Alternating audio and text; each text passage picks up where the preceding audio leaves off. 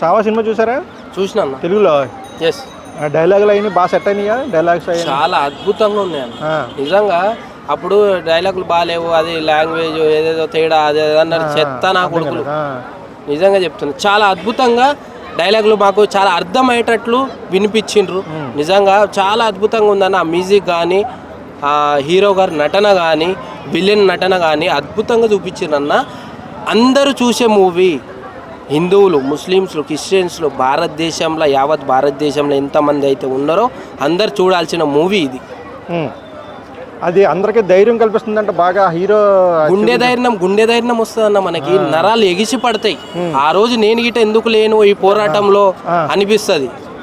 ఈ పోరాటంలో నేను గిట ఎందుకు లేను అనిపిస్తుంది. ఈ సినిమా చూస్తే నరాలు ఎగిసి పడతాయి. నీకు గుండె ధైర్యం వస్తుంది. చంపాలే కసిగా, వాళ్ళని చంపాలేరా అన్నంత కోపం వస్తుంది. ఔరంగా నవాబు ఆ రోజు వాడంటే తప్పుగా అనుకోవద్దు, ఔరంగా నవాబ్ అనేవాడు ఏం చేసిండంటే దాడి చేస్తూనే ఉన్నాడు. ఎవరి మీద? శివాజీ మహారాజు కొడుకు సంభాజీ మహారాజు మీద దాడులు చేపిస్తూనే ఉంటుండే. కానీ సంభాజీ మహారాజ్ది తక్కువ సైన్యం, వాడి ఔరంగా నవాబ్ది ఎక్కువ సైన్యం. అయినా గిట సంభాజీ మహారాజు ప్లాన్తో, పగడ్బందీతో ప్లాన్ చేసి మాత్రం ఖతం చేస్తాడు. సగానికి సగం వాళ్ళ ఎంతైతే ఉన్నారో వాళ్ళ సైనికులని అందరినీ సగానికి సగం తీసేస్తాడు. అప్పుడు కొద్దిగా భయపడతాడు ఔరంగా నవాబు. అరే ఏం మనిషిరా, 24 ఏళ్ళ కుర్రాడు అన్న, 24 ఏళ్ళ కుర్రాడు సంభాజీ మహారాజు. ఆయన నిజంగా ఆయనకు భయం అంటే ఏంటో తెలియదు అసలు. భయం అంటే ఏంటో తెలియదు అసలు. చనిపోయేటప్పుడు గిట ఆయన జై భవానీ అన్నాడు తప్పితే అసలు భయం అంటే తెలియదు. అమ్మ అనలే, ఏది అనలే, అసలు నోట్లో నుంచి ఒక మాట రాలేదన్న.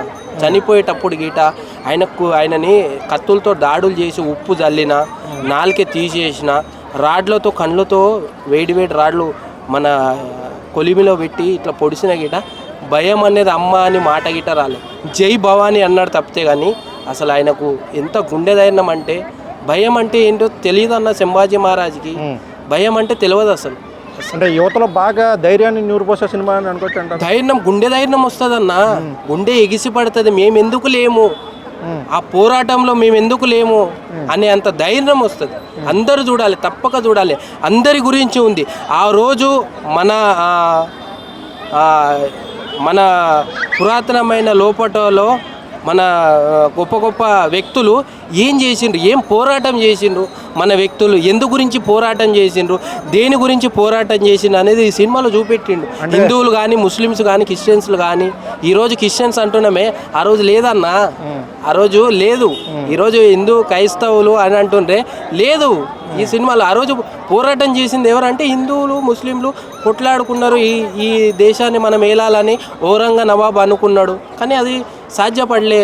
సంభాజీ మహారాజు అందరం కలిసి ఉండాలి అనుకునే వ్యక్తి సంభాజీ మహారాజు కాదు. అందరం కలిసి ఉండాలి, నువ్వు గిట్ట ఉండి ఇక్కడ మాకు అభ్యంతరం లేదు, ఈ దాడులేంది అనేది ఆపేయడానికి ప్రయత్నం చేసిండు. కానీ ఔరంగా నవాబు ఎంతసేపు సంభాజీ మహారాజుని చంపాలి అనుకున్నాడు. సంభాజీ మహారాజు అటువంటి మొగాడు మన దాంట్లో ఎవడు పుట్టలేదురా అంటాడు ఔరంగా నవాబు. ఒక్క మొగాడు గిట్ట పుట్టలేదురా మన దాంట్లో అంటాడు. అంటే ఈ కాలంతో పోల్చుకుంటే అటువంటి హీరోలు అంటే ఈ కరప్షన్ రాజకీయ నాయకులను ప్రశ్నించే ధైర్యం వస్తుందంటారా? 100%. ఇటువంటి సినిమాలు అందరు చూడాలన్నా వాళ్ళకే గుండె ధైర్యం వస్తుంది. మన యోధులు ఇంత పోరాటం చేసిండ్రు అనేది, ఆ రోజు ఇంత దేని గురించి పోరాటం చేసిండ్రు, ఎందుకు పోరాటం చేసిండ్రు, ఎవరు తక్కువ చేసిండ్రు, ఎవరిని ఎక్కువ చేసిండ్రు అనేది సినిమాలో ఉంది. ఇటువంటివి ఎన్నో ఉన్నాయి చరిత్రలో. అటువంటి సినిమాలు తీవట్లేరు వీళ్ళు. సో అంటే పథకాలు చెప్పి ఇవ్వకపోతే వాళ్ళని నిలదీసే ధైర్యం ఇటువంటి సినిమాలు చూస్తే వస్తుంది. 100% వస్తుంది. ఎందుకంటే ఆ రోజు నవాబ్ అంటే వాడు ఒక దుర్మార్గుడు అన్న. ఔరంగా నవాబ్ అంటే ఛత్రపతి శివాజీ మహారాజ్ కొడుకు, ఆయన పేరు సంభాజీ మహారాజు. అందరితోటి కలిసి ఉన్నాడు. చిన్న పెద్ద, ఈ కులము ఆ కులం అనేది లేదు, అందరితోటి కలిసి ఉండేవాడు. అందరికీ ఏం కావాలో చూసుకుంటే ఉండేవాడు. ఈ సినిమా చూస్తే వీళ్ళకి గిట్ట బుద్ధి వస్తుంది, రాజకీయ నాయకులకు గిట్ట బుద్ధి వస్తుంది. మన యోధులు అప్పుడు ఇటువంటి పోరాటం చేసినరా సన్నాసులారా, మీరేం చేస్తుండ్రో, మీరు వచ్చి ఉత్త హామీలు ఇచ్చి కూర్చొని సీఎం సీట్లో ఆ రోజు ఎట్లా ఉండేది దేశము ఈ సన్నాసులకు తెలుస్తుంది అందరికీ, రాజకీయ నాయకులకి. నిజంగా చెప్తున్నా, గొప్ప సినిమా అన్న. గుండె ధైర్యం గిట్ట కావాలన్న ఈ సినిమా తీయాలంటే, నిజంగా చెప్తున్నా. ఆ డైరెక్టర్ గారికి నిజంగా కాళ్ళు కడిగి మన నెత్తిన పోసుకున్న తక్కువే అన్న. ఇటువంటి సినిమా నా జీవితంలో అసలు ఎప్పుడు చూడలేదన్న. నిజంగా ఈ సినిమా చూసిన తర్వాత అసలు ఎంత ఆనందం అంటే, ఎంత గుండె ధైర్యం వచ్చిందంటే, మనం ఇది కదరా, ఒకప్పుడు ఇట్లా ఉండేది కదరా, ఒకప్పుడు ఇట్లా ఉండేది కదా అనేది చూపించిండు చాలా అద్భుతంగా. అసలు ఎక్కడ మళ్ళీ ఈ బండ్లు ఈరోజు చూస్తున్నాం మనం, స్కూటీలు ఏవేవో కార్లు అని, అవి ఏం లేవు. గుర్రాలతో యుద్ధం చేసిన వ్యక్తి సంభాజీ మహారాజ్. నిజంగా ఈరోజు మనం జై భవానీ జై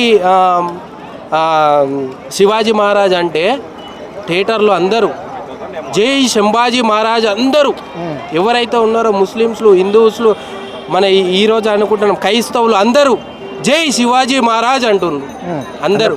థియేటరే ఒట్టొడిగిపోతూ వణికిపోతుంది అన్న. థియేటర్లో పూనకాలు వస్తున్నాయంట కదా. పూనకాలు కాదన్న, గుండె ధైర్యం, నరాలు ఎగిసి పడతాయి. నిజంగా చెప్తున్నా. అవును, అక్కడ సినిమా చూసి తవ్వకాలు కూడా చేస్తున్నారంట, నిధులు అవి దొరుకుతాయి. కొంతమంది చేస్తున్నారన్న దొంగ నా కొడుకులు. ఇంకేం చేస్తాం, డబ్బుల గురించి ఏదేదో. కానీ ఈ సినిమా భారతదేశం ఉన్న వ్యక్తులు అందరూ చూడాలి.